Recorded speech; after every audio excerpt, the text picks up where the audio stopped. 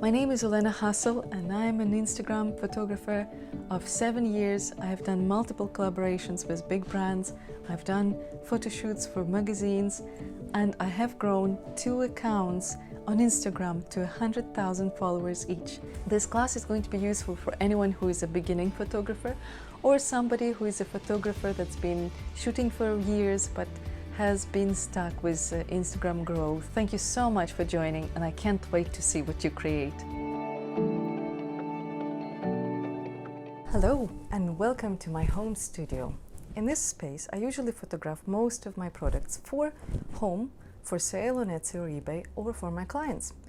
I do not have a different dedicated space, but I do have this lovely natural window which has a lot of natural light coming through, which is wonderful because A, it's free, and B, the colors are the truest when you use natural light. So, without further ado, I'm going to show you how to set up a mini studio kit, studio at home, using minimal investment on your equipment and using things that you are likely to already have. I'm going to shoot today this lovely vintage camera, and we're going to use white background, white continuous sweep background to shoot it. As you can see, I'm only using one source of light, and it's natural light. All of my indoor lighting is off because I don't want to have any competing color casts. So one single source light is key. Get as close to the window as possible, and then you can make judgment whether to manipulate it any further. But let's set it up first. So what we will need is the chair I'm sitting on. It's old and rickety, but it's perfect for an in-home studio. The only problem with the chair is that it's soft. So we need to make this surface stable and hard. For that I'm going to use white old canvas, doesn't matter what color it is, whether it's used or not. And if I don't have a canvas, I could use a foam board or maybe a large cardboard box. Anything would work. Doesn't matter what color it is because we're going to cover it up. To cover it up, I'm using regular white poster paper, and I'm going to place it here just so. And maybe I'm going to use a tape to secure it to the chair. Nothing special, just the tape. And voila, our home studio is ready. You can see a natural sweep, which will ensure there is no distractions in the background, just one white continuous sweep. We're going to place this lovely vintage camera in the middle, arrange the belt nicely, and maybe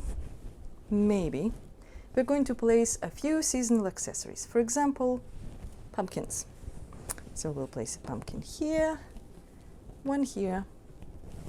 and one at the back. Voila. Let's take a shot.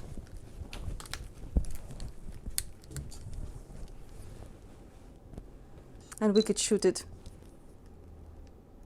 either vertically or in portrait mode. And we're going to assess the picture. So right from the start, I can see that while one side is very nicely illuminated, the other side has deep shadows cast by the object because our subject, our hero, is actually dark and it's casting the shadow this way. So to counteract this, to fill this shadow with light, what we're going to need is something that's called a reflector. Reflector is something that will reflect the light back from the window, and typically you place it on the opposite side from the window, wherever the shade is located. So place the reflector on the side of the shade, not on the side of the window, because if you place it on the window, it's going to block the light. If you place it on the side of the shade, against the window, opposite the window, it's going to reflect light, fill in the shadows.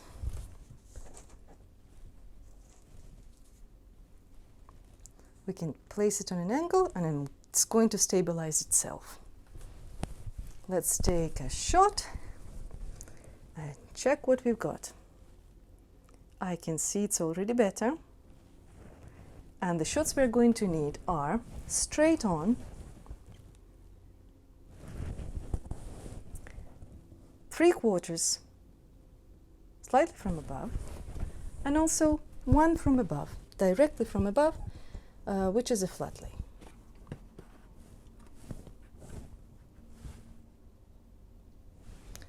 When we're shooting with the DSLR camera, it naturally has levels. But when we're shooting with our iPhone, our smartphone, any other phone, we need some help in setting up the levels. So I suggest using a grid, turning it on, and once the grid is on, you can see where to place your objects. The grid is also following the compositional rule of thirds, which says we need to place our important elements along the lines and on the intersections. So here we see we have our camera along the lines and it's intersecting on its edges. Now, to make it slightly more interesting and to maybe cast a shadow not directly this way, perpendicular, but a bit diagonally, we could turn this chair towards the window. You see how direction of the shadow is changing? It's much more flattering, and also we could maybe change direction of our camera a little bit, and this way we expose the side of it as well, the one that we can't see because it's a cube. Go ahead and shoot.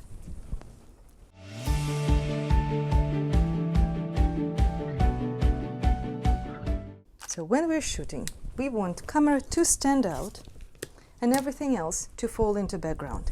Let's imagine a different situation. Imagine that outdoors the sun is shining, and on one hand we have very, very bright light coming in, washing out some of the elements of our hero. On the other side, it casts very, very deep, sharp shadows, which is very distracting when we are doing product photography, unless we intentionally want it when we're shooting colored glass, for example. But when we're shooting something like this and we want all focus to be on just our camera, what we need is an even soft light with white background. So to manipulate that bright light, what we can do is we could diffuse it. So basically we will create what in nature clouds do to the sun. We are going to not block it, but diffuse it. So we're going to let in some soft light, take away some sharp shadows with one easy sheer element. So this is a diffuser. This is a commercially available one, and we could just place it on the side of the window close to our subject. And it's going to make sure that our light is no longer harsh. It just passes through and gets diffused by this surface. If we don't have the diffuser, what we can do is we can use a curtain that says shears this and maybe cover our window with it. Or we can use something as simple as wax paper or parchment paper, and we can just attach it to the window and diffuse our light coming through to our subject.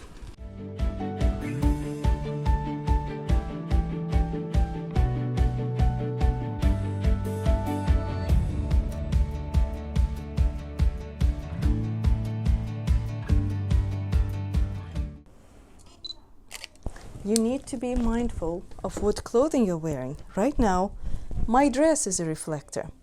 Because my dress is neutral, it's white and black, it doesn't really cast any weird color onto my scene. But if my dress was red or yellow or green or blue or any of the bright colors, it would reflect a color cast onto the scene, and that's really, really hard to take care of post-processing. So the best thing to do is not to create a problem in the first place. So wear neutrals when you're shooting, use a reflector, and use a diffuser if needed.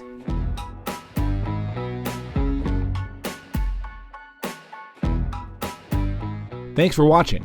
If you enjoyed this video, feel free to like and subscribe to stay up to date on all of our latest videos.